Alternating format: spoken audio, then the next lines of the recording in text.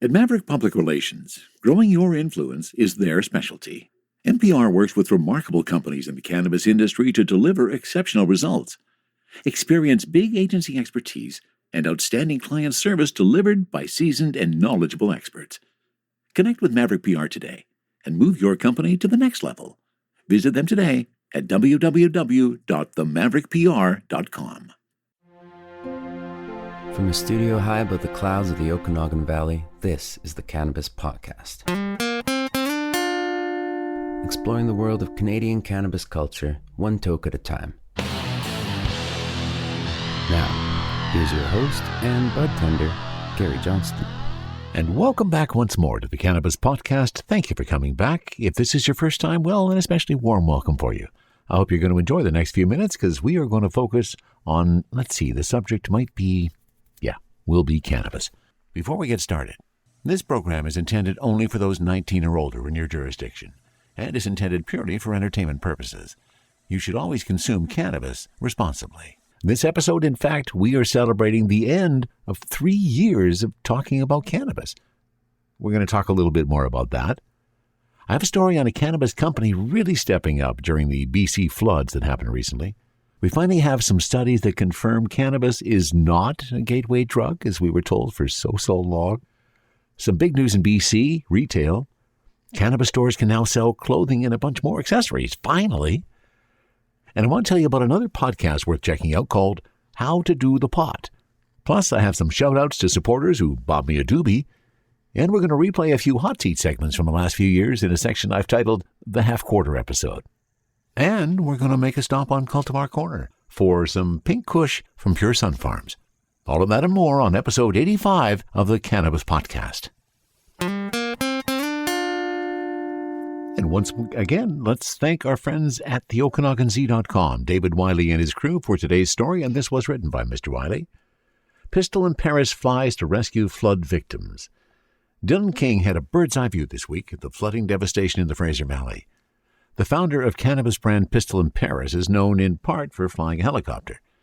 A commercial pilot, King normally commutes by air to visit the Pistol in Paris label growers, including J-Buds in the Okanagan. This week, King used his unique form of transportation to help people left stranded by flooding and mudslides. On Tuesday and Wednesday, he shuttled desperate people from Hope to the Lower Mainland so they could get home from their traumatic ordeals. King says the stories have stuck with him. There's a lot of people in a lot of tough situations, he says. They were so desperate to get out of Hope. I didn't charge one person anything. I wanted to give back. The scenes he saw were sad and upsetting. There's so many places underwater, so much livestock dead. It just makes you realize how fortunate we are to be safe and dry, he says, encouraging people to make even a small donation to the relief effort of their choice. In Merritt, 2 cannabis store employees have had their homes severely damaged by flooding. Jeff Thompson, who owns the Higher Path, says the store is located on higher ground but is closed because the community is evacuated. 2 of my staff, their homes are completely underwater, he says. Higher Path locations in Trail, Castlegar, and Oliver were in danger of closing due to lack of product, as shipments were indefinitely delayed and customers began to stock up. Flour and pre-rolls were the first to sell out. After some uncertainty, their order arrived Thursday morning, shipped through Calgary. Thompson commended the BC Liquor Distribution Branch. They are definitely on it, he says. The Higher Path location in Armstrong received its order by airmail Wednesday evening. We were really shocked. Honestly, we weren't sure, says Nicole Sullivan, a bud tender at Higher Path location. Still, some stores wait. Other stores say they are worriedly waiting on their weed. The BC LDB sent a statement to the OZ Thursday afternoon about the delays. We have been and will continue to make considerable efforts to work with our vendors and third-party carriers to maintain regular service levels. And I'm going to stop this story at that point, and I will make a personal comment because we just got our order today, and it is Friday. And that order, the first order, would have typically been delivered last Wednesday, so it's 9 days overdue. And at the same time, we got our second order, and that was supposed to come this week. So they finally did figure it out, and everybody is back in stock in terms of cannabis in BC. But well done, Dylan King of Pistol in Paris, for using the capability that you have within your power, being a helicopter pilot and having a helicopter, to help people out in the floods. Now, that's the kind of people we like to see in the cannabis world. exploring the world of Canadian cannabis culture, one toke at a time. This is the Cannabis Podcast. Now, cast your mind way, way back, if you can. I'll assume that you can go fairly far back, perhaps not as far as I can in the cannabis world in terms of simply age. But back in the day of reefer madness, when there was that horrible movie that people were described as really losing their minds with a single toke of cannabis, back in those days, there were some thoughts expressed that the norm just took for granted. For example, that marijuana was a gateway drug. Once you smoked marijuana, you were going to be doing heroin and everything else until the day you die from all of those other drugs. Well, we all kind of knew that wasn't true. It was, in fact, I used to use the phrase, well, it's the same as saying that milk is a gateway drug, because pretty well everybody who started on some of those harder drugs at one point drank milk. Okay, I used a pretty broad expression of the gateway perspective, but here's a story from NORML. Experts agree that the use of marijuana is not casually linked to the use of other illicit substances. This study is the first to use nationally representative data across all 50 states and the District of Columbia to comprehensively explore the broader impacts of recreational marijuana laws, providing some of the first evidence on how marijuana legalization is affecting illicit drug use, heavy alcohol use, arrests for drug and non-drug offenses, and objectively measured adverse drug-related events, including drug-related overdose deaths and admissions into substance abuse treatment services. We find little compelling evidence to suggest that recreational marijuana laws result in increases in illicit drug use, arrests for Part 1 offenses, drug-involved overdoses, or drug-related treatment admissions for addiction. Marijuana has been proposed to serve as a gateway that increases the likelihood that users will engage in subsequent use of harder and more harmful substances, known as the Marijuana Gateway Hypothesis, MGH. The current study refines and extends the literature on the MGH by testing the hypothesis using rigorous quasi-experimental propensity score matching methodology in a nationally representative sample. Results from this study indicate that marijuana use is not a reliable gateway cause of illicit drug use. As such, prohibition policies are unlikely to reduce illicit drug use. Sequentially, most consumers of illicit substances first experimented with either alcohol or tobacco. And statistically, the overwhelming majority of people to try marijuana do not go on to use other illicit drugs, and most typically cease their use of marijuana by middle age. Well, okay, I might have missed that memo. In jurisdictions where marijuana is legally accessible, adults typically report decreasing their use of other controlled substances. In this sense, marijuana appears to act more as a potential exit drug rather than as an alleged gateway. In clinical settings, marijuana use is associated with reduced cravings for cocaine and opiates. Some other interesting information in that article, and I think it's finally out that we've all felt that all along, that it was not a gateway drug. In my mind, the whole thing about gateway drugs, it's all the person. Some people just have a propensity and want to do drug after drug after drug, and well, we see where some of that ends up. Thankfully, I never went down that path. And cannabis and maybe a couple of others that perhaps someday I'll mention. We shall see. But there you go. So there is definitive proof out there, or at least one study that says marijuana is not a gateway drug. THC, CBD, terpene profiles, what's in me? Oh, please explain to me. Cultivar Corner, Cultivar Corner, oh yeah. Cultivar Corner, please explain this stuff to me. On Cultivar Corner today, we're heading to the West Coast, just a little from the actual coast. Delta, BC is where PureSunfarms grows a lot of their weed, and they grow a lot of weed. There's a lot of PureSunfarms weed that is dispersed across our country. I know certainly here in BC there's an awful lot of it, so we decided to use one of their products for Cultivar Corner, and today it is their Pink Kush. And what attracted me in selecting Pink Kush for this cultivar is the fact that this lot came through at 25.5% THC. And we all know that our THC is continually climbing. If it's under 20% now, we kind of think, wow, there's not much THC there, is there? I'm still not so sure that's a good thing, but anyways, I don't want to digress this early in the process. Pink Kush is an indica from PureSunfarms. Let me give you the lowdown on it. While our pink Kush comes from Legacy Bud on Vancouver Island, its exact origins are a little hazy, although it is a relative of the legendary OG Kush. Strongly aromatic with high THC potential, this 80-20 Indica dominant hybrid features aromas of white pepper, orange, butterscotch, coffee, and earth. And once more, here is the challenge of Cultivar Quarter to see if we can pick up those particular scents.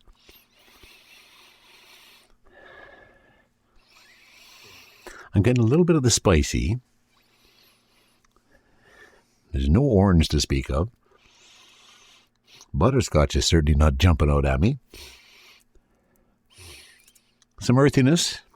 Okay, I'll consent to some earthiness. Now, I do have to comment on the actual flower. And we've talked many, many times on Cultivar Corner about how the relative importance of the size of the bud. Big buds is what a lot of connoisseurs, shall we say, are looking for. And I've been pretty open, and I'll take any kind of bud as long as it has some good THC associated to it. I was a little disappointed when I opened this package for two perspectives.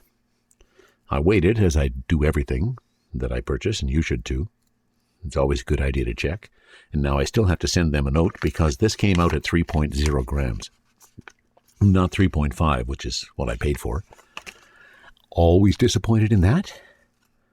The other thing that I was a bit disappointed in, the size of the buds.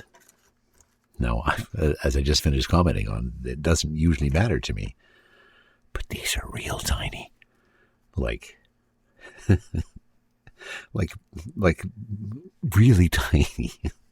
Now I thought, okay, how potent are these if they're that small? So I did bring out the jeweler's loupe. I took a pretty good look at it, and they were abundant in trichomes. They're small, but they are still abundant in trichomes. Now, before I dive too far down in this dissertation, let me give you the rest of what pink Kush is. Now, we already said the THC is at 25.5%. The terpene profile is myrcene, humulene, and bisabolol, as well as limonene. The aromas, as we've kind of discussed, some spice, some sweet, and some diesel. And I did get a bit of the spicy and a little bit of the diesel, but there's not much sweet coming through for me. Now, pink Kush was a hugely popular underground strain on the west coast of Canada, and you might be familiar with it already, even if you don't know it by name. Colorful flowers, dense round buds, forest green leaves, and high THC potential. And here's another new thing on Cultivar Corner. It's only taken me 84 episodes to figure out that I can still go through the process of smelling the bud and giving a concept of what the aesthetics of it are, but I can also pre-roll the joint and have the vaporizer all ready to go. So you may be incredibly surprised to know that, guess what? I've already got a joint ready, and I'm warming up the vaporizer while we try the joint. So this is PureSunfarm's Pink Kush, 25.5% THC, 80% indica strain.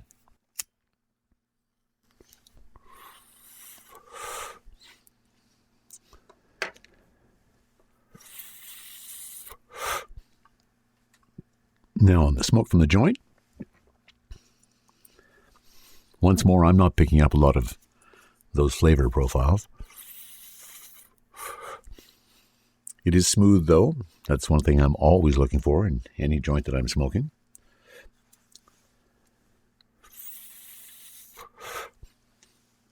A bit of peppery and earthy notes, I suppose.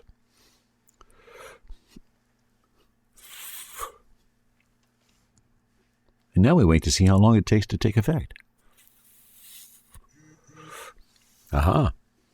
You may or may not have heard that, but I did. That was the Crafty Plus saying, I'm ready. I think it's then appropriate that we see what this tastes like.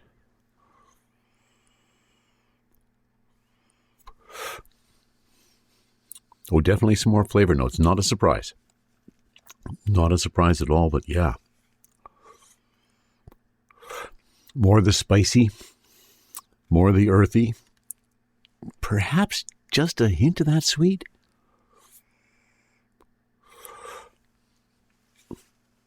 Oh, it tastes really nice. That's a nice flower in the vaporizer.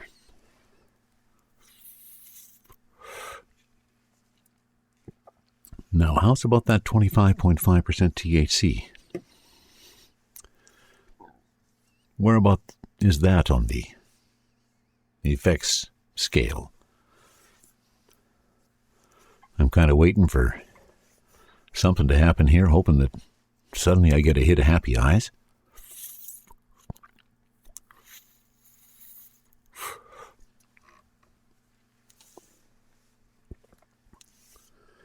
I'm kind of alternating now between the joint and the vaporizer to give a fair hoot to both of them.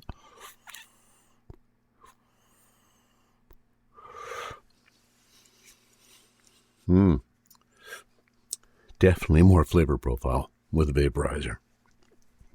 That's really nice. Okay. Here we go. There's a nice rush. And that last hit kind of brought on the happy eyes. Yeah, it did. A little bit of a rush. That's feeling like a nice pink Kush.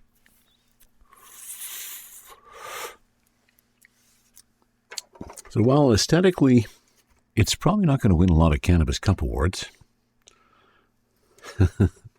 or any awards for its beauty, because they're really small buds. But I guess to the point that I have long made on the Cannabis podcast, the size of the flower doesn't always mean better quality. These little buds got some pretty good THC content in them. And they're giving me a rather enjoyable ride right now. Hey, and I saved a little money too, because it was relatively cheap weed. Just goes to show, sometimes you don't really need to get all that premium stuff. Yeah, I think it's going to be a real nice night. Thank you very much, PureSunfarm's Pink Kush. And let me add one more thing in PureSunfarm's favor, and that is the amount of transparency they're bringing to the market. You can go to PureSunfarms.com, and at the bottom of that page, you'll see a link for COA. Click on that, and you can then enter the lot number for the package that you have just purchased and get all of the details about that particular lot number. So in my case, this was lot 01143, which tells me that's Pink Kush, total THC 25.5%, total terpenes 1.95%, and the moisture at 14.4%. Then you can go further and see the strain info, which we talked about. So that's a pretty good point. I like to see that kind of transparency. That's a good sign in this industry. Now I'd like to give out a couple of shout-outs. Last episode, I told you about a service from buymeacoffee.com, which I affectionately retitled Buy Me a Doobie, and I'm pleased to say that a couple of you took me up on that. I want to shout out to Doug from Winnipeg, a longtime listener. Doug, I appreciate the support. Thanks for being along for the ride. And also to Rob. Rob bought me 5 doobies. Awesome, Rob. Really glad you're enjoying the ride, and I absolutely appreciate your support. Listen, if you are so inclined, it's easy. You can just go to cannabispodcast.com. You'll see a button there for Buy Me a Doobie, or you can go directly to the link, buymeacoffee.com/cannabispodcast. Now, I hope sometime in the near future, we're going to have another guest on the show, and she's going to be the host of another podcast. In fact, it's called How to Do the Pot. Are you curious about legal weed? Well, 3 out of 4 women in the U.S. have access to legal cannabis, but most of them have a lot of questions. How to Do the Pot is a podcast that demystifies weed for women. Every week, through a mix of storytelling and practical tips, How to Do the Pot shares fun, short episodes that answer all the questions women are secretly Googling about weed. If you want to hear how women are exploring cannabis and have all of your questions answered, listen to How to Do the Pot, wherever you get your podcasts. I could listen to Ellen all day, and they have tremendous production value, so check it out. Are you ready for liftoff? Don't miss Canada's #1 cannabis conference and trade show, Lift & Co Expo, coming this May 12 to 15 to Metro Toronto Convention Centre. Level up your industry intel at the Lift Cannabis Business Conference. Connect with movers and shakers from across the cannabis industry and preview new products and services from 250-plus exhibitors. Plus, everyone loves Lift & Co Expo's prizes, live music, and more. Visit liftexpo.ca for tickets. That's liftexpo.ca. From the cannabis-infused studio in the clouds, this is the Cannabis Podcast. And believe it or not, we are actually going to the Government of BC news release for our next story, because this is big news in terms of retail for cannabis in BC. Cannabis-related clothing, books, and other items will soon be available for sale at private licensed cannabis retail stores, providing customers with more choice and legal cannabis sellers with additional revenue streams. We've been wanting this ever since the doors first opened. Expanding the range of items available through private licenses will provide further support to a thriving legal cannabis sector in BC, said Mike Farnworth, Minister of Public Safety and Solicitor General. At the same time, important restrictions will remain in place to help prevent unsafe activities and ensure we're not promoting or supporting the use of cannabis by minors. Effective November 26th, government will allow private stores to sell ancillary items that have a clear link to cannabis and meet certain conditions related to health and safety. Examples include books about cannabis and clothing or artwork featuring cannabis motifs. The sale of items unrelated to cannabis, such as snacks and beverages that do not contain cannabis, will remain prohibited.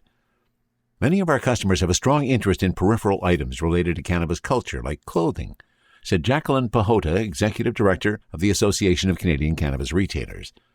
We welcome the freedom to meet this demand and provide our customers with more of a one-stop shopping experience. Before amending its cannabis regulation, government considered industry input, federal legislation, public health objectives, and potential effects on minors. Notably, ancillary items sold through CRSs may not depict a real or fictional person, animal, or character, or include a testimonial or endorsement. Sell items that are typically associated with, or could reasonably appeal to minors, such as children's clothing, or associate cannabis with a lifestyle that may include glamour, recreation, excitement, vitality, risk, or daring. And further, CRSs are still prohibited from selling tobacco, liquor, or solvents. There's another big change in BC retail where the stores are actually going to be able to, sell their branded clothing. What a remarkable idea! I had a dream on October 17, 2018, about doing a podcast about cannabis while enjoying some cannabis along the way. And here we are, 3 years later. Thank you so much for being here. This could not be possible if you weren't on the other end, consuming all the stuff I spit out over the last 3 years. I really appreciate you being along for the ride. It's made it enjoyable. If I think back to that time frame, this was the thought in my head just after I had started the podcast about how popular it might become. And I'm hoping there's going to be enough people around the world, even if it's only 5. I'm good. I'm sure it's more than that. 5 people will be joining in every week. We'll talk about this. Well, it may be up to about 6 now. I am absolutely amazed. I am so thankful to you, because without you, this would not have happened, and your help has brought this podcast to over 50,000 downloads over 3 years. I'm having a blast. I just started out to have some fun, and I'm kind of happy that you're enjoying the ride.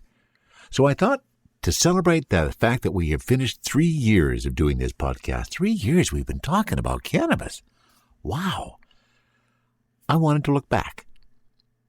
And every time that I have a guest on the podcast, we end with my hot seat questions, a series of questions that kind of get a bit better into their personality about cannabis. And I'm going to now go back through some of those and play some of my favorites from the last 3 years. We're going to start with the very first one we did, and that is with my friend. He has become a very good friend to me over the last 3 years, and that is David Wiley, who is, of course, from OkanaganSea.com and TheOunce.ca. David was my second guest on the podcast. In fact, he appeared in episode 2, and I'll have to contact him and see if his answers would have changed now after 3 years of cannabis. Here's my hot seat questions with David Wiley from episode 2. When my son did a podcast years ago, I think I've already mentioned this perhaps, he had some hot seat questions that were kind of just a quick response and see where you go. Like a lightning round. Like a lightning round, but I don't have a ton of questions, so don't go too fast. But I do have a few, and just quickly want to get your initial response to these questions. Your favorite strain? Indica. Indica. Any particular indicas? About everything from Broken Coast right now is quite good. Though Yeah. Moonbeam is like nothing else. Okay. Moonbeam. Moonbeam. I'll have to try that one out. Do you do joints or do you vape? A little bit of both. A little bit of both? What's your preference? Joints are definitely my preference. They still are? Maybe that's a throwback to high school years. Yeah. Yeah, it could very well be. Yeah, I tend to fall down both I sides smoked of that. for a long time too, so it's just something that I'm used to. I don't smoke anymore. Haven't for a long Neither time. do I. Exactly. Been a non-smoker for years now. I'm very pleased about it. Your favorite munchie? Ooh, that's a tough one because it changes with mood. Of course it does. And changes with the strain too. Oh, I have such a sweet tooth. So I do love chocolate, and Okay. I definitely keep a little bit around. Though I will crack open a can of tuna every so often, like a mambly-pambly kitty cat, apparently. Oh, there you go. That's an odd one. Okay, good. See, I'm collecting these. I'm going to write a book of people's favorite munchies at some point. While you're talking, a beer or wine to accompany. I usually keep them separate. Okay. Generally, though, I am a craft beer guy. Okay, so you keep so if the I'm- alcohol away from the cannabis. I do, yeah. And Yeah. I did tend to do the same thing. Yeah, I don't tend to mix. I just find that it's better for me. So with cannabis isn't involved, then I'm thinking your answer to that question would be beer with the craft beer side. Craft beer side, when cannabis isn't involved. When it comes to cannabis, though, tea. I find that tea is just a Oh, great nice. accompaniment. Yeah, okay. And a lot of people do that. I get that one. Cake or pie? Cake for sure. Cake for sure. Yeah. Can I have it and eat it too, please? you can. And one day I'll make my extreme chocolate cake and give you a taste of that. I saw that recipe in your cookbook. Yeah, it's really good too. Edibles or flour? Flour. Flour? Yeah, me too. Yeah. I haven't. The edibles, for whatever reason, don't have the effect on me that Me that neither. they seem to on others. And I have a brother in the Kootenays, and he swears by them, but they just don't do it for me. So same for you. and I've heard the same thing. Some people, that's all they want is brownies. Yeah. Or oils, which is Yeah. something that people are using now as Yeah, that's oils true. or sprays. Yep. Yeah, but flour for me. And this was something that my son brought up when we were having a chat, and I'd never heard this phrase before.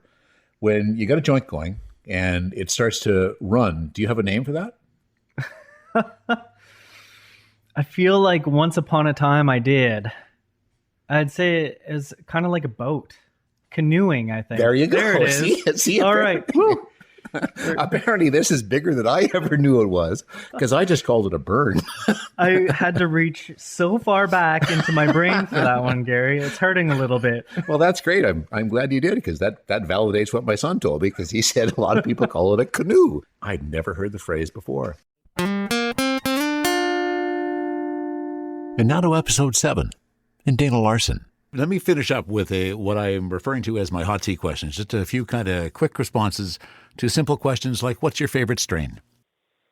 Well, that's an interesting question. You know, I've smoked a lot of good cannabis over the years, and I'd say the strain is important, but the grower is just as important. And I guess some of the best weed that I've ever smoked was the blueberry strain grown by DJ Short, who was the breeder and creator of the blueberry strain.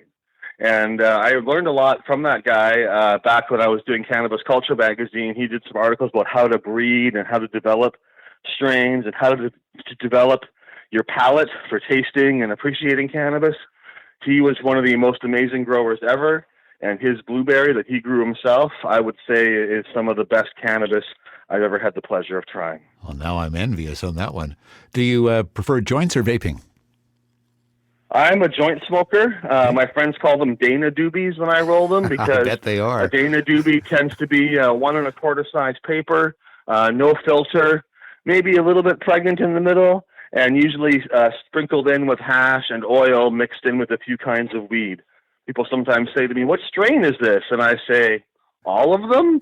I just mix it all together. I call it the full spectrum cannabinoid effect, right? So I try to do that with all my joints. So everyone is unique and different, but they've all got a real blend of cannabis extracts and on cannabis and oils and that all mixed together. And I follow the same route. I never put filters in my joints either.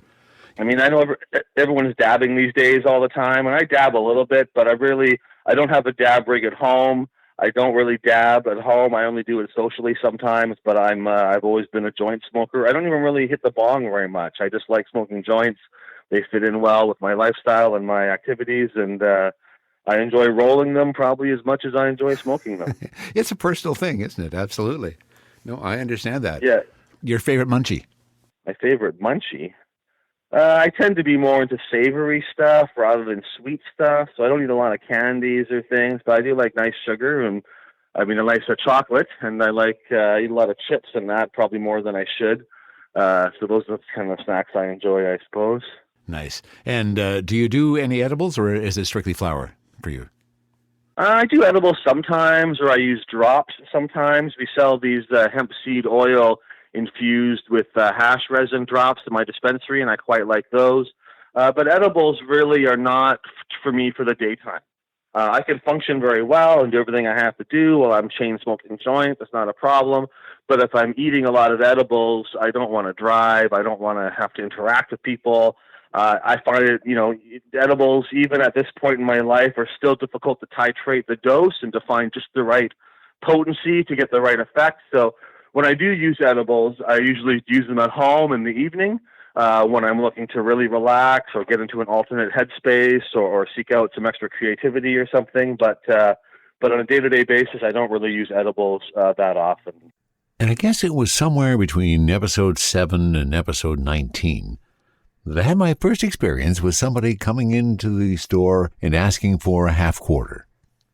I'd never heard the phrase before, and I didn't understand it.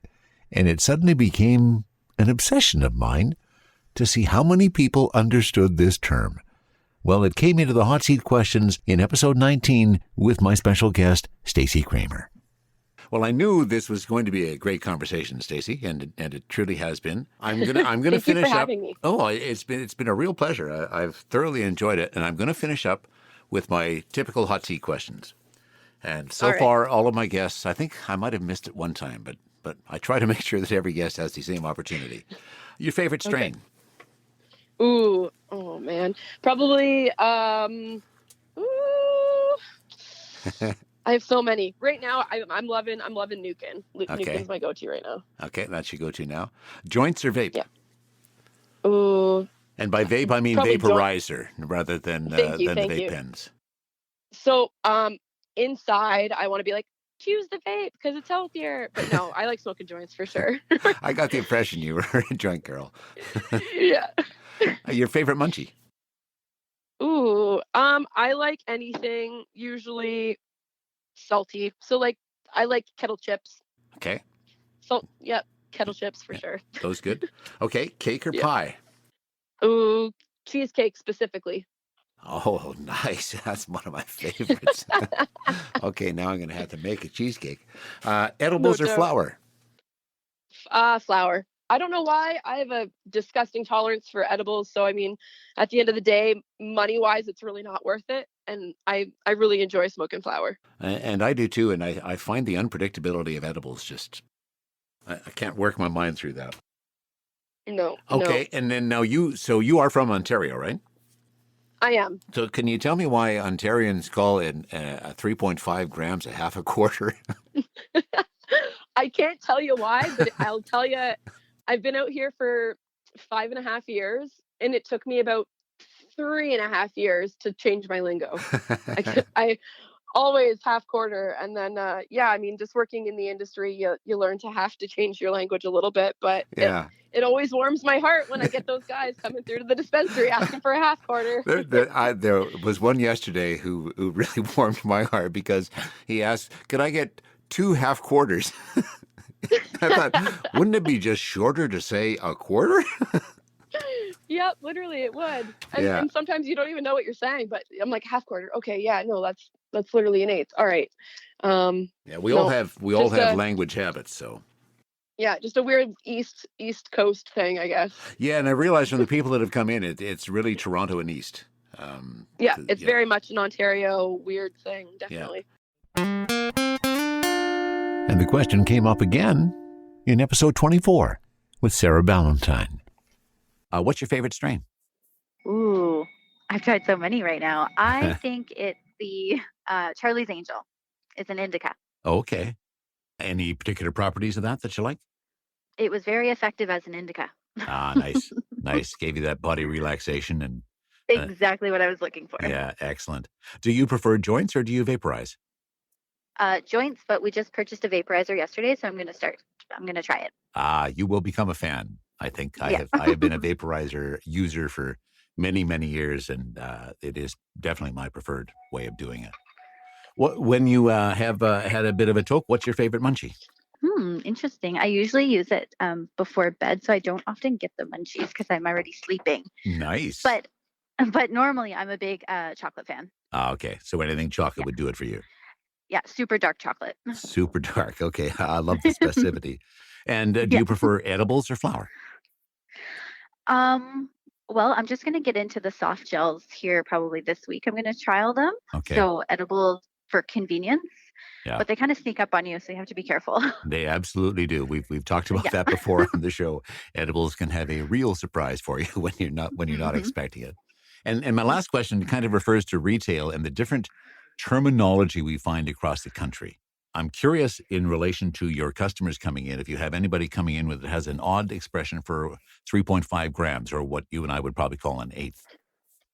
Yeah, the half quarter. There it is. Thank you very much. Yeah. And pretty funny. On day one, somebody hit me with that, and I was completely confused. And then you figured out that it was somebody from Ontario or East, and that's the term but they I'm from use. Ontario. Oh, but I'm okay. from Ontario originally, and I never used that before. I don't know why, but maybe it was just more advanced for me. Oh, isn't that interesting? I'm very curious about that. And the funniest way I've heard it expressed so far was somebody who wanted to get 2 half quarters. Oh. Like, why not just ask for a quarter? I know.